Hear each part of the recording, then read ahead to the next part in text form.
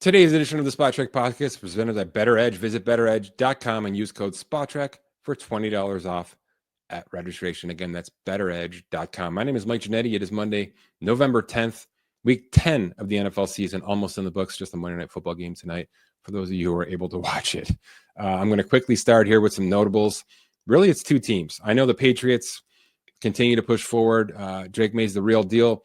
It's a cake schedule, so you got to take it with a bit of a grain of salt, but they've got a 2-game lead and change now on the Bills and the AFC East, and are kind of right there with the Colts, who went 8-2 behind Daniel Jones, and a nice win in Germany Sunday morning.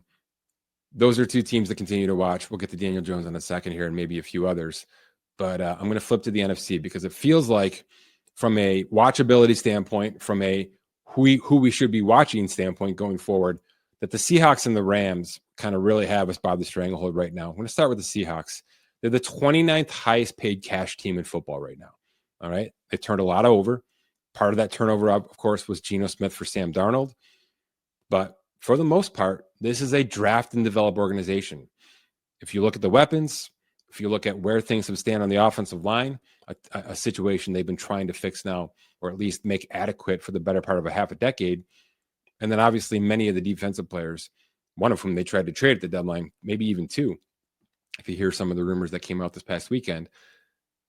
It's a generally homegrown team. So to drop a quarterback like Darnold, who went through such a dynamic 2024 campaign in Minnesota, ask him to take the reins, fall into a new system, and hit go, and have it look like this, it's pretty incredible. Do I believe that Sam Darnold is an elite top tier quarterback? No. And I don't think anybody should. Do I believe he's a regular season quarterback only and he's going to falter again in the postseason? I don't, but Seattle's certainly going to wait to see how that goes. Here's the deal.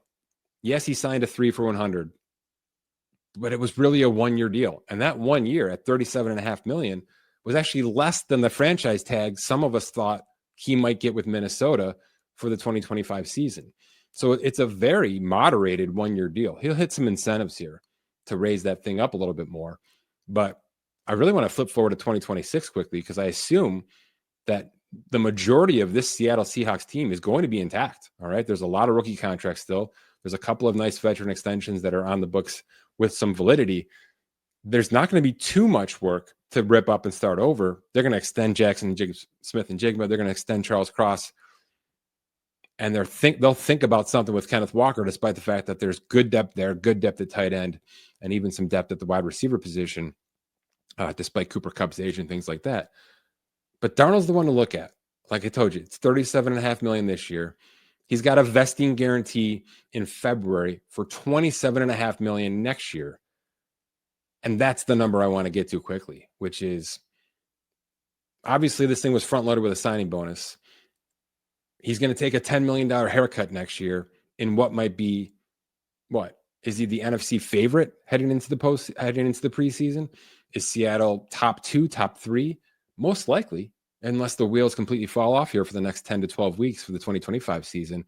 But Darnold's in the driver's seat of one of the best teams in football. And I don't think anybody can argue that right now. So there is a $33.5 million salary for 2027 that is non-guaranteed, much of which is a roster bonus. Most likely, I think right now, you take some of that cash, you pull it into 2026, maybe you factor it right into where we are now. He makes another $37.5 million plus incentives, and then you run this thing through 2026 and see where you stand after that. I'm just putting it on people's radar because it's very Baker Mayfield-like. It's very, to some certain degree, Patrick Mahomes light-like. Okay, we've seen this instance happen more and more over the past where you're seeing a quarterback step in, play well, and outplay his contract in weeks, not years, weeks. This was always going to be the case in putting in Sam Darnold in a situation that could work with an undervalued price tag, especially for 2026. So my assumption right now is that there'll be some sweet potting. He'll get a little bit closer to what he's making, if not more, in 2026.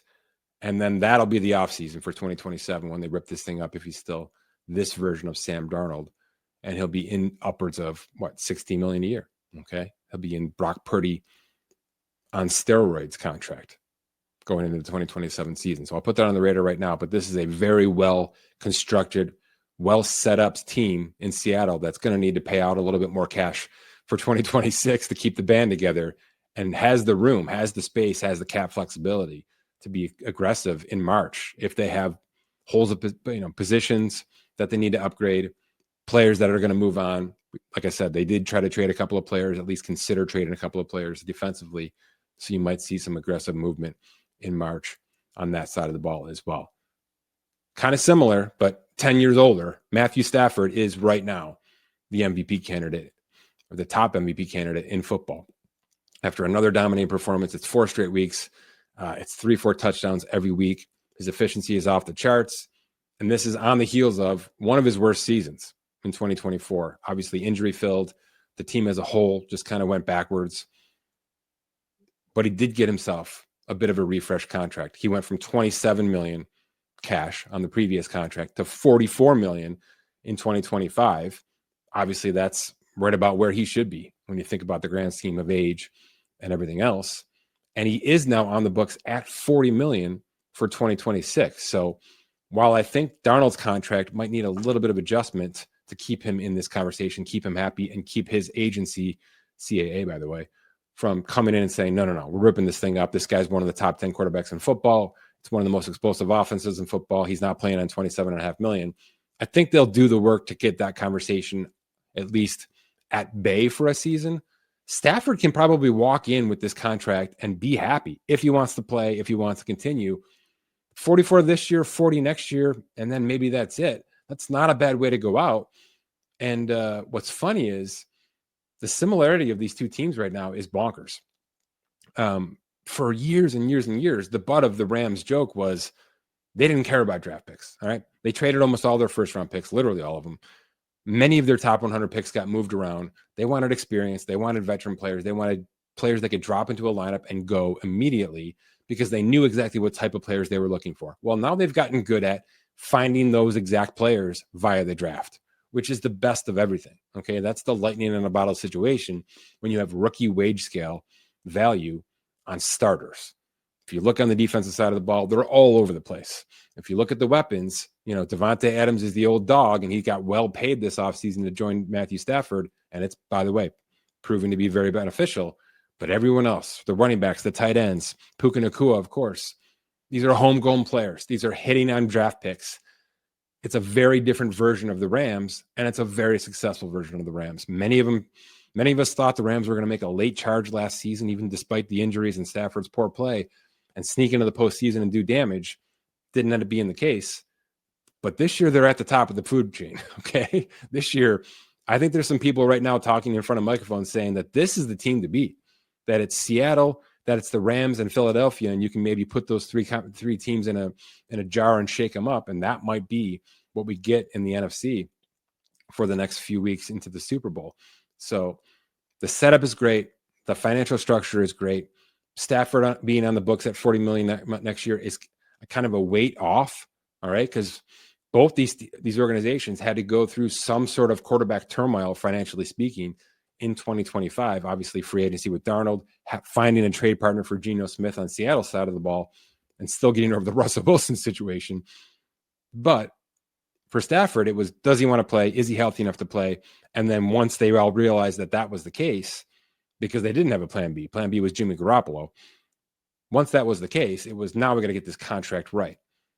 Having the contract right for 2026, having a ton of value on the books. You can't even extend Jared Verse until 2027, right? So you're going to go at Puka Nacua's extension. You're going to go at some of the offensive line. You're going to add free agency again, most likely. You can keep Devontae Adams on the book if he's happy for one more year, because that's a 2-year contract. A lot of things are lining up nicely for not just this year, but for 2026. And that's good news for everybody except for Arizona and San Francisco fans in the NFC and out west. All right, quickly, some NFL stat leaders. Not by any advanced metrics or PFF grades. I'm just kind of looking at the greatest hits right now. And we'll start with Daniel Jones, which is a name you've heard quite a lot on this podcast. You've heard a lot everywhere because he's one of the biggest surprises in all of the NFL. He's on a team right now that is scoring at will. We'll get to that in a second. But Daniel Jones for all intents and purposes, is the most decorated quarterback in football right now. 8 wins, 2,700 passing yards. It's a 15-7 touchdown to interception ratio. His rating's over 100. He's doing everything he's being asked to do right now. Okay. And he's doing that on 13 million. Now he's added almost $1 million in playing time and wins incentives. He'll continue to add those through the rest of the season. But this is now not about the value that he's giving them right now, because there's no more roster construction left. All right. Via waivers and things like that. All right. We're past the trade deadline. We're past everything else. They did their damage with the Sauce Gardner move, obviously. This is about now maximizing 2025 and obviously then thinking ahead to 2026, when much of this core can be retained, but Daniel Jones, expiring contract, Alec Pierce, Josh Downs, expiring contracts, many defensive players, expiring contracts. And then you get to some of the players that have 1 year left, and that becomes an even bigger conversation, because we got Michael Pittman Jr., the top receiver, Jonathan Taylor, who is the rushing leader right now and the offensive player of the award leader right now. He'll be heading into a 1 for 13 in 2026. I know it feels like he just went through that holdout extension an hour and a half ago, but that was October of 2023 when he secured his $14 million per year extension. What happens this time around with Jonathan Taylor? That's sort of the next chapter, okay? Because it was ugly, it was nasty, and he got what he wanted, and he has paid them back and then some. And he's going to be, I believe, the offensive player of the year. He's going to be top of mind. He's going to win people fantasy leagues in a couple of weeks when that comes to a fruition. He's going to be that Saquon Barkley type player that won't be decorated enough to win MVP, but will kind of be the storyline and the Madden cover takeaway for 2025. He's certainly in that conversation now with no signs of slowing down, knock on wood, injury-wise. So what happens when he walks into a 1 for 13? Well, hopefully those conversations have already started to happen so that we don't get to a point where he's holding out 7 weeks. The Colts look terrible because both from an optics standpoint and from a production standpoint, because this guy is not playing for them as he waits for his next and probably final extension. He's 27 years old, or he will be 27 by the time we get to next season. That's generally the cutoff, right? After 27, most of these running backs fall off a cliff. He looks good, okay? And Saquon Barkley looked good, and Derrick Henry looked good. I think we're seeing some of these elite players being able to handle this kind of workload, being able to handle their business a little better, and find ways to make it through 17 weeks for the most part. Again, I'm knocking on wood. Hopefully the conversations are happening right now. Barkley and Derrick Henry have moved the needle past 19 million on average per year. You've got to put them in this conversation. All right. I'll tell you what the math is going to be at the end of the season once we get to that full calculation. But I can tell you right now, he's doing enough. He's catching enough balls. He's enough of a player from a full standpoint. And he's a pretty decent blocker as well, according to some PFF grades, to garner that top of the market contract. So you're going to need to put Daniel Jones near 50 million, unless you franchise tag him. And I don't know if he's going to play on the franchise tag. You're going to need to put Jonathan Taylor near 20 million. And probably it's going to have to happen this offseason. And then you're talking Quentin Nelson and Alec Pierce and Josh Downs and Michael Pittman and a whole bunch of players that are certainly, factoring into the fact that this team is 8-2. If you believe that you need this core to stay intact, to remain that type of team, both divisionally and from a conference standpoint in 2026. So it looks great. It's been the storyline of the season, but will we get to a point where the Colts just simply can't pay all these players? We'll have to wait and see. It's been tough sledding for this team at times. They've also been uber aggressive at times, and I expect that to be how they handle their business, both in February and March heading into 2026. One more. I'm going to give you one more because the receiving leaders, Jamar Chase, he's locked in for 5 more years on a very, very good Cincinnati Bengals extension. The tight end market's going to cool. The edge rusher market is weird, and we'll see what happens with players like Trey Hendrickson this offseason. The cornerback market is exhausted, all right, because we've had 6 to 7 massive contracts, similar with safeties. We've got some nice ones this offseason, culminating with Kyle Hamilton's big deal in Baltimore. I'm going to give you a kicker, all right, maybe even more than one. I think one of the bigger takeaways, at least through halfway through 2025, is not just how successful the kickers are, but obviously the length, the distance. Now they're using kicker balls. There's a lot of things happening. The league is promoting this kind of thing. The kickoff change has changed some elements.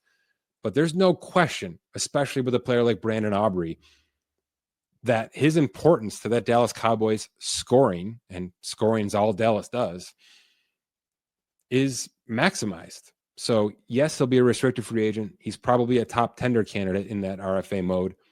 But Jerry Jones is going to have to just bend on this one and give this player the extension that he's worthy of, because he is basically an offensive weapon for this team. And he has paid Lamb, and he has paid Jake Ferguson, and he has paid Dak Prescott, of course, a couple times.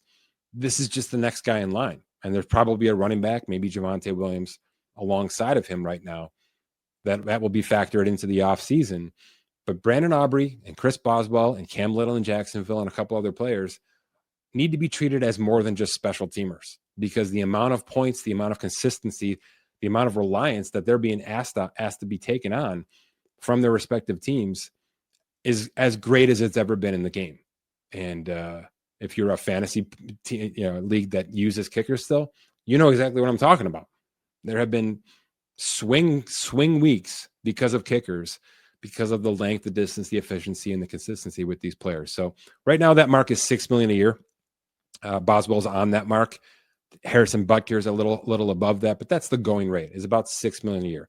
If the cap jumps to 300, maybe 305 next year, you aren't crazy to start hearing things like 4 for $32 million for Brandon Aubrey. Okay. And Chris Boswell right behind him. All right. I think we're headed towards $8 million a year for kickers, not just because of the cap increase and the cash increase and the flux that brings. But like I said, it feels like this position is as important as it's been in years, if not decades, to these NFL teams and to their respective offenses. And we've got a couple of guys doing it at a very, very high level. We're going to need a contract this offseason. Let's talk some baseball with Dan Soemann. And unfortunately, it's not positive baseball, but that's next. All right, Dan Soemann is here. Dan, it's a weird time for baseball. It's sort of the crux of the offseason. We're just sort of heading into all the bells and whistles. All the options have been decided on. We're heading into some arbitration stuff, but bombshell update to one of the bigger stories of the 2025 season, which is another gambling scandal, a pitch rigging system with two of your beloved Cleveland Guardians players. I would imagine beloved no more. Zach Meisel from The Athletic put down a pretty extensive breakdown in terms of the investigation that's happened, the interrogation, really specific details about some of the communication that happened here, and really kind of a play-by-play of how this all unfolded, which leads us to kind of just a bigger conversation. Let's just have a little bit of a roundtable here about how we got here, why we're here, and where this thing may be headed quickly, because I can't imagine that baseball or really any sport wants any more of this after having gone through this NBA scandal now with a coach involved and now two specific players who have been tied to a pretty easy, right, a pretty simple, this pitch is going to look like this and we're all going to make money off of it conversation, right? It's that easy. There was some cell phone communication in the dugout or in the bullpen. The next pitch that happened was heavily bet on. There was obviously some tracking behind the scenes from the gambling portions, right? The gambling security. And this all came to head. Just what are your thoughts on how, not so much why these players did that or anything. You can talk about, we can all see the money and understand what the kind of pressures people might be putting on these players. That certainly came out of the NBA scandal. But is this a gambling problem because of the way gambling is set up with sports right now? Or is this just a case of a couple of bad apples ruining things for everybody?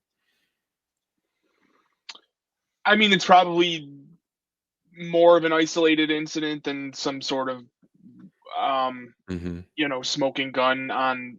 I mean, the gambling industry, the way it has played out has certainly not, it's probably not been a net benefit. But I don't think this is like some widespread thing that's happening all over, like some people are trying to portray. I think easily the worst part of this is that it was happening for an extended period. I think when this first broke, MLB sort of tried to claim that it was caught right away. Like, our quality systems are in place. Our quality systems that are in place are actually working.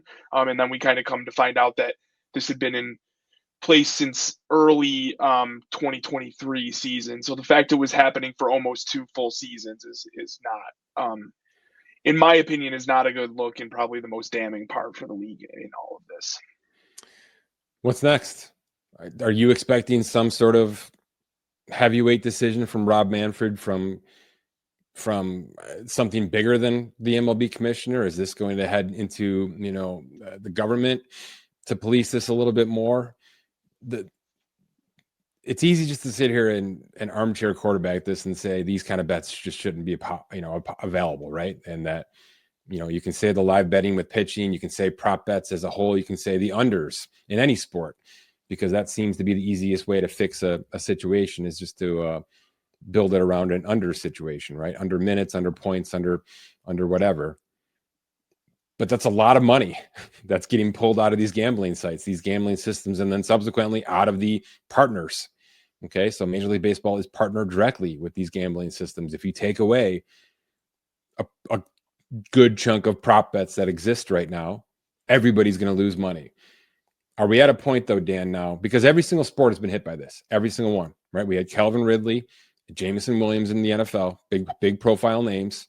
We've got a head coach and a pretty, once marquee NBA player happening right now in the process of being indicted. And now we've got, Emmanuel Clase was one of the best closers in all of baseball at the time of this announcement. It was happening in real time, right? He has $26 million remaining on his contract with the Guardians, and he's involved with this. So this is not, just Jonte Porter. This is not a low-level NBA player getting stuck in a situation where he was trying to benefit as much as everybody else involved in that whole scenario, right? These are high-paid millionaires that either get dragged into something they didn't realize what it was, or they simply just are having too much fun to outweigh the cost and the risk, right? We're never going to get caught. We're doing this at a smaller level. Let's just have some fun with this. I'm not trying to put words in mouths, but we just have too many of these now to say it's kind of a freak accident, right? So what do you expect? Are we talking about a reformation of the gambling process that is currently living right now with sports bettors? I could see there being some attention on being put on reworking some of the prop bet stuff. It's never going to go away in full, but maybe whether it's limiting to only overs or more prominent type of players rather than lower level players with less to lose, more to gain. I could see that coming, but these, any broad spread of, any broader opinion that is spread in terms of like prop bets totally disappearing, it's not going to happen. Not going to happen. There's just there's billions invested in that process. It's the lifeline of these sports leagues right now. And by the way, the media networks that are covering those sports leagues, right? Everybody is tied into the cash cow that is not just gambling, but these prop bets and these parlays are the cash cows, Dan. They're the lifelines of these systems. Okay. It's not money lines. It's not going out there and trying to bet, who's going to win the Super Bowl. That's a very one-off situation. But I'm just sitting here off the top of my head thinking about how deep this might have to go. What is stopping pitchers from pulling themselves out of a game 2 outs into the 5th inning if they're under a 6, right? There's just a lot of ways that this gets sliced up, and baseball's kind of the easier one. If you talk basketball and football and hockey, there's some real conditional ways that really smart bettors are making pretty good coin off these leagues right now. There'll be a lot of really upset situations, bettors, leagues, etc., if the reformation happens. But I don't see a way out of this unless, can you answer this question for me? Does this even move the needle? I've given you 5 examples. Maybe there's 10 total, 10 major American sports gambling scenarios in the past couple of years. Is that enough for a very distinctly big change in the process or do you think it's going to take more right now? Change, yes, big change. I'm not so sure about. Mm-hmm. I think there needs to be a little bit of reform in some areas, but I guess the lengths they go is still TBD. And then we get to the predictive markets, right? Which technically aren't gambling sites. They want to make that very clear from all the channels of the politics coming down. But you want to talk about a situation where people could be throwing money at something that's not on the up and up. That is something that's just being fabricated out of basically nowhere. Okay. There's really very little analytical process happening with those. It's just a gut feeling and trying to get as many people involved. It's a crowdsourcing thing, right? You're trying to get as many people involved in one idea as possible with very little thought about what could be happening to change the outcome of that. Okay. So not that I'm sitting here trying to be, old guy in the rocking chair, get off my lawn, but that whole network, that whole predictive market on the heels of what we think is a pretty decently regulated sports betting system right now with, the big guys, it's all kind of getting plucked here, right? I mean, it's all being manipulated somewhere in the game. And you mentioned that it's certainly happening on a bigger basis. We're only hearing about some of these bigger things, right? But if these guys were betting, I think it was $4,000 a pitch, right? Which is significant. That should be flagged immediately. Putting $4,000 on the next pitch is going to be a ball should always be flagged, in my opinion. But how many of these things are happening at the hundreds and 200s level? You know what I mean? With some sort of connection to a player, some sort of knowledge to a coach or a bullpen coach, just to kind of keep it in the baseball world. It's just really easy to connect dots, is I think my big point here, and a lot of these coaches and players live in neighborhoods, right? They live right here with residents, with fans. It's pretty easy to connect dots when you want to connect dots, and maybe some things are happening unintentionally, but it's a concern for me. It's definitely a concern that the integrity of the game, which is what I care about the most. I'm not a huge bettor myself. I enjoy it every now and then. I know you're probably 3 to 4 times the gambler that I am, both from a fantasy and an actual bets perspective. And I think they're going to be fine figuring out how to change and police their policies properly. But what I'm worried about is that people just stop believing in sports. Okay. And if you think that's crazy, I mean, the political landscape alone, right, should have you thinking otherwise, because there's a lot of an AI itself, right? And social media has us all kind of wondering what the hell we're looking at is real or not. If we get to a point where we're watching live sports and we're thinking the exact same thing, that's a pretty depressing state of mind. And it's going to change the outlook of what I kind of feel like is the one last thing we still have that's genuine, which is me watching live sports on television in some capacity. And that's why I'm sitting here having this conversation with you. I feel like it's threatened, and it's happening every couple of months now. And if this continues, we're going to get to that point where the mouths of the world, and you know who I'm talking about, the people that get in front of microphones and really make a difference, are going to start saying this stuff out loud. And once that happens, it's going to become a thing, and people are going to jump on that bandwagon. And now every single play is going to be monitored and questioned on social media, and sports as a whole is going to suffer, and it's going to suck badly. Yeah, and that's a fair point. And that's less. I think you're less talking about is is there a script to deliver to NFL teams every week? You're not saying that. What No. you're saying is in the gray areas of sports, like these penalties getting called, things that there's some gray area around or happen in the shadows. It opens these leagues up when they're not forthcoming. Like if the NBA did cover up that at all, anything to try and get around it or make it look less bad to them, that's when people are going to really start to doubt, was that foul called in bad faith? Was that penalty, was that pass interference called?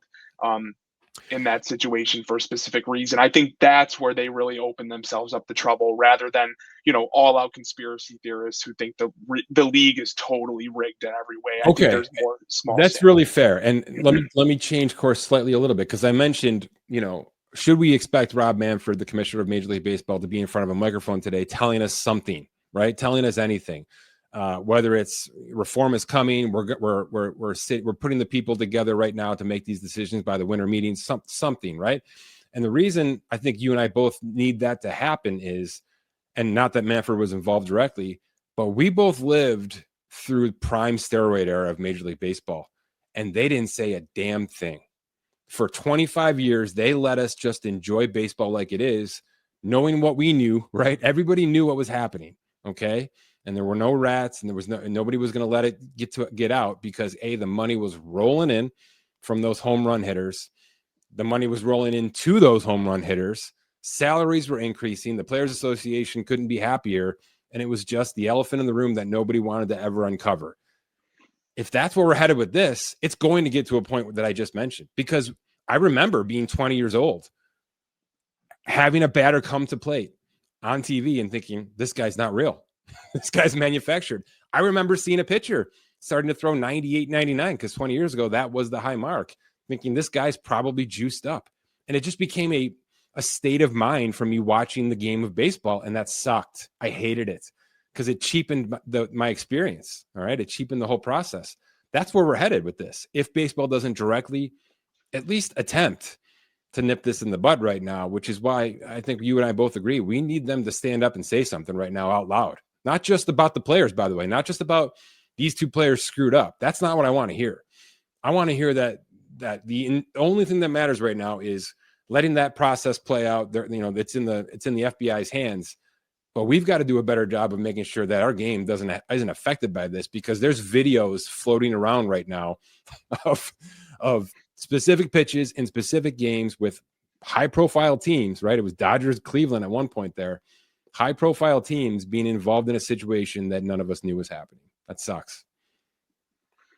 Yeah, I agree. I think you're not going to hear anything real groundbreaking from the league, but it was from like the perspective that the FBI is involved. Like, there's probably a lot of things they can't say, but Absolutely. It would be nice for one of these leagues to look around, read the room, and try to offer some comfort to, the people paying the bills, if you will, saying, we understand there's concerns based on recent developments with our gambling affiliations and the ripple effects that's caused, and we want you to know we are looking into it and making sure we're buttoned up across the board. It would be comforting to hear that kind of level. I don't, like, who knows, there's probably a lot more to this story that we don't know, and or other stories that might come out. That was going to be my next point. Like, what is stopping the FBI, which is a much more vocal department now, let's just put it that way? What is stopping them from coming out right now and saying, look, this is a big one. We just went through the NBA one. It's a big one. There's 150 other ones we're investigating right now. There's nothing stopping them from saying that, without obviously offering details. But that would be detriment. I mean, that would be a sink, an absolute dead weight to this league right now. If they came out and told us that there are multiple dozens even of efforts being put in place to track this stuff down right now that are successful, that's damaging stuff, Yeah, for sure. So we'll see what happens and comes to it, but it does move the needle, to answer your original question. In a lot of ways, I think people are paying attention, and they need to kind of get out in front of it. So the use of technology is interesting in this. I know you and I both had a discussion about how there was a cell phone involved in all that. Do you think this now gets out to some coaching stuff? I mean, is he just hiding away in the locker room looking at his cell phone? Are they being kind of lazy about cell phones in the bullpen? There's a lot of low-hanging fruit sitting with the tech. We always kind of wonder about the iPads and all that happening in dugouts and locker rooms and benches. Is that one of the areas they're going to target, you think, with this? Is that they've got to really, really lock down on players, coaches' ability to communicate outside of this thing? We're not 5 years removed from, sign stealing and all that stuff completely changing the game, right? We had to change rules of the game because things were going in a different direction. This seems like it could be the start of another version of that. Yeah, maybe that's the sideshow. They say, "Look over here, we Oh, solved I all don't the want it though. technical." No, I'm just kidding. And by the way, we'll finish on this. When Rob Manfred speaks, and I believe he will, because I do think he has the best interest of the game in mind most of the time. I want to hear him say that we realize that we're partnering with these companies. We realize that we're making millions, if not billions of dollars off these companies. It's not going to matter. Those relationships aren't going to matter more than getting this stuff out of our game, because the only thing that matters is making sure that what fans are watching is a real baseball game 100% of the time. That's it. That's what has to be said in front of the microphone. And if he wishy-washes through it and starts to blame players and blame outside influences and players, friends, and family that are getting involved, people are going to run from this friggin' sport, man. They're going to bail out like you wouldn't believe. And by the way, they're going to bail out on betting on the sport too, which is going to hurt everybody in the long run. So he's got to really be careful about how he states this right now, because it's not about partnerships. It's about the game and about the people that are having to watch and pay for this game who look, this is not a stable sport. I know the ratings are fine, and they've been lucky to have Yankees and Dodgers at the top of the threshold for a couple of years now, but they're a Marlins Diamondbacks World Series away from being right back into low ratings and needing to beg for people to come to their stadiums more. So it seems like a one-off. It seems like a funny story. I think you called it a pretty good movie plot. Yeah, we'll get there too, I'm sure. Don't worry about it. But they really need to come in swinging on this one. I don't think it's hyperbole to say that it feels like the start of the steroid era all over again, when we just assumed half the stuff we were watching was total bullshit. It sucks. Agreed. All right. Any off-season transactional stuff you want to get in here quickly before we get out of here? I know it's kind of a dead time and you're just kind of catching up on some data work for us, but do you anticipate anything coming down the pipeline in the next week or so? Trades maybe? You might start to see some stuff here as we kind of head towards the winter meetings, but probably not until that point, which is early December. So qualifying offer deadline is basically next. Otherwise, you're probably not going to see too much movement. Yeah, we had 13. Let's quickly hit on that. We had 13. Do you expect anybody to sign that thing? It's 22 and change this year. Not really, but yeah, mostly because that's just the way things have went. I without getting, I mean, there's a few up in the air that could go. Yeah. Maybe let's call them 60-40 no, but any specific ones you wanna. Yeah, I did a quick piece on it. I was pretty content with going. Everybody's going to get some sort of free agent contract and opt out of the thing. The only ones I kind of flagged as maybes were Gleyber Torres, who might just want to give it one more year and take the raise. He made $14 million last year, so $22 million this year is pretty good coin, and he's young enough to where he can still cash in 2027 if he needs to. And then Zach Gallen just had such a bad year that it feels like this qualifying offer is kind of a gift to him. He gets to stick in Arizona, he gets $22 million guaranteed, and he gets a chance to reset his value and hit the open market again in 2027. So those are the two I sort of flagged, but I'm not expecting anybody to take it this year. I really am. Yeah, same here. I mean, I think there's, based on what we've already seen through the offseason, it seems like there's some uncertainty in the pitching market, like the Jack Flaherty opt-in, things like that. The Shane Bieber opt-in. I wonder, maybe there's a surprise on this list with the pitcher who isn't really sure what to do, what kind of market they'll face if they hit free agency and kind of want to punt 1 year and then get after the lockout kind of thing. But that's it. I think I'm in the same boat as you. All right. Good stuff, man. We'll talk soon. Awesome. Thanks.